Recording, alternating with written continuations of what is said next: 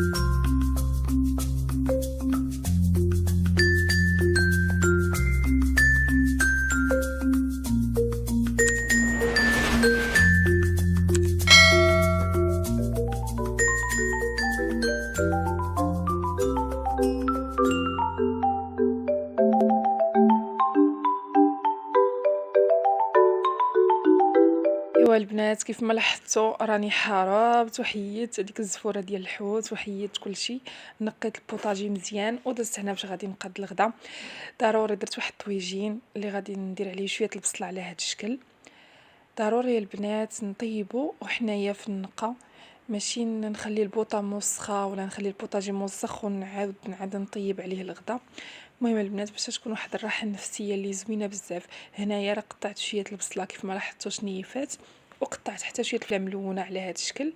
غادي ندير حتى المطيشه دويورات، وغادي نضيف العطريه ديال الحوت المعتمده اللي عند كل شيء.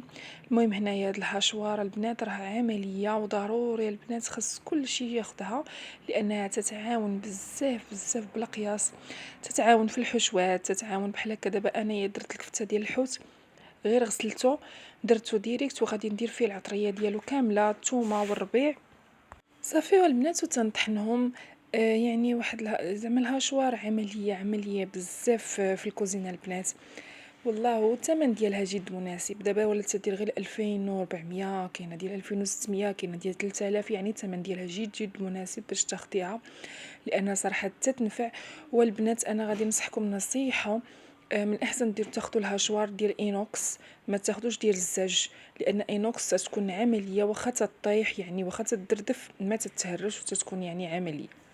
المهم البنات هنا درت العطريه، الخرقوم، السكينجبير، البزار، الكمون، الثومه ضروري والربيع.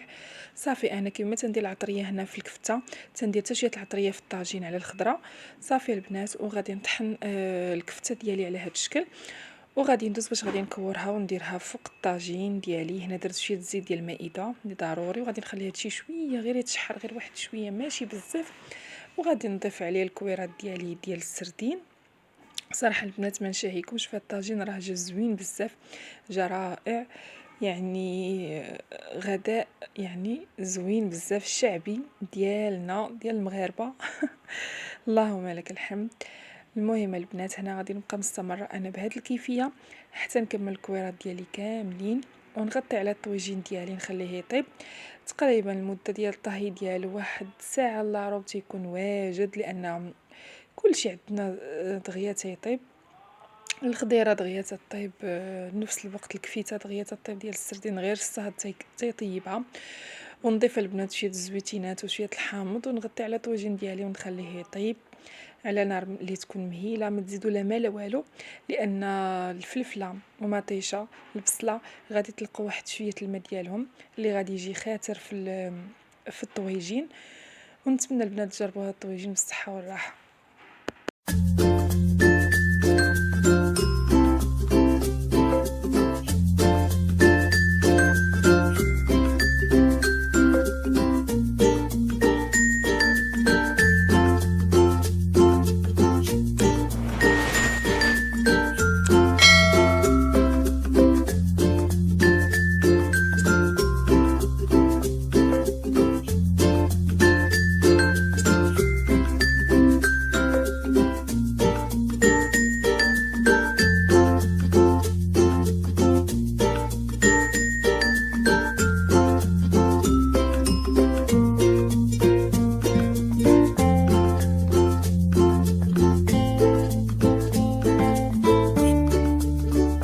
هنا البنات غادي ندوز باش غادي نشارك معكم هاد البسبوسه الصراحه اللي تجي زوينه بزاف. صراحه كيكه بالسميده، انا تنعتبرها كيكه بالسميده بالمندرين. المندرين وقتو هذا البنات وجد تبارك الله الخيرات في البلاد ديالنا زوينه بزاف.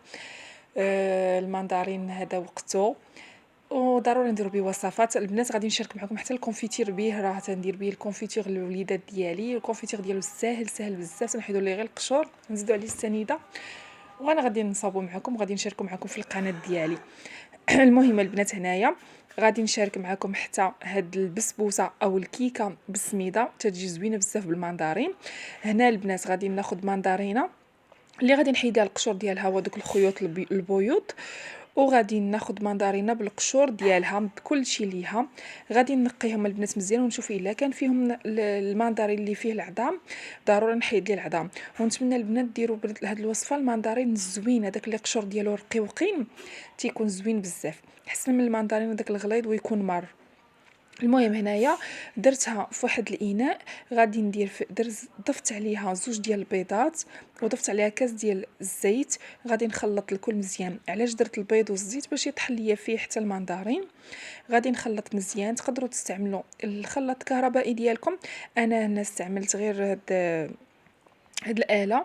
المهم البنات كيف ما لاحظتوا صافي. وغادي نضيف السكر السنيده، غادي نضيف الفاني، غادي نضيف السميده الرقيقه. المهم انتم غتبقاو متبعين معايا جميع المراحل. راه سهله البنات، وما نعاودش لكم على النتيجه كيفاش تتجي. راها تتجي رائعه، تتجي هشيشه، تتجي زوينه بزاف البنات. بغيت نفتح معكم واحد الموضوع. الا كان ممكن تخليو ليا في التعاليق الا عجبكم هذا النوع من الفيديوهات. تقدروا تخليو ليا في التعاليق باش نولي ندير غير هذا النوع من الفيديوهات، فيهم الروتين، فيهم حتى الشهوات على هذا الشكل. تخليوها ليا في لي كومونتير. وهنا البنات غادي نخليكم مع تتمه الفيديو. صافي غادي نضيف هنا غير السميده رقيقه، غادي نضيف الخمارات كيف ما لاحظتوا ساهله ماهله. تقدروا ديروها غير في الخلاط الكهربائي وديريكت تحطوها في المول. الا كانوا جايينكم الضياف على غفله غير استعملوها وانتم غير زعما غير طيبوها. عفوا انا بديت ندخل في الهضره. غير يعني غير طيبوها، راه تتحمر الوجه زوينه بزاف. يلا البنات انا غادي نخليكم. غادي ناخذ واحد المول باش غادي ندير فيه الكيكه ديالي. غادي ندهنو بالزبده ونرشو بالسميده اللي ضروري ومؤكد. وغادي نعاود نرجع معكم في الشكل النهائي ديالها.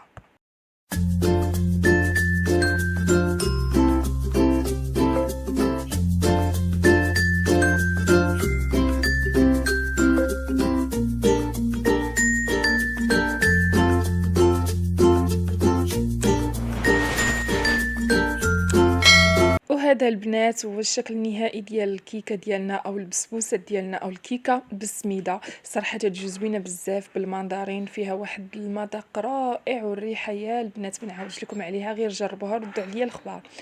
والله البنات الا زوينه. الا كانوا جايين عندكم الضياف راه تتحمر الوجه. تقدروا تقدروا تاكلوها عفوا واحد كوز ديال القهوه، او تقدروا ديروها للفطور مع كوز ديال الاتاي. الصراحه تجي زوينه بزاف. نتمنى تعجبكم. الوصفه سهله وماهله وفيها مقادير جد متوفره في كل بيت. اللهم لك الحمد. اللهم اديمها نعمه يا رب علينا ولا تحرمها من الزوال يا رب. البنات وصلت معكم لنهايه الفيديو. نتمنى هذا الفيديو اليوم ينال الاعجاب ديالكم. نتمنى تخلوا لي البصيمه ديالكم، لي لايك، لي كومونتير زوينين ديالكم، لي التشجيع فقط. شكرا بزاف البنات. ونتمنى البنات نتلاقاو في فيديو قادم ان شاء الله. مع السلامه.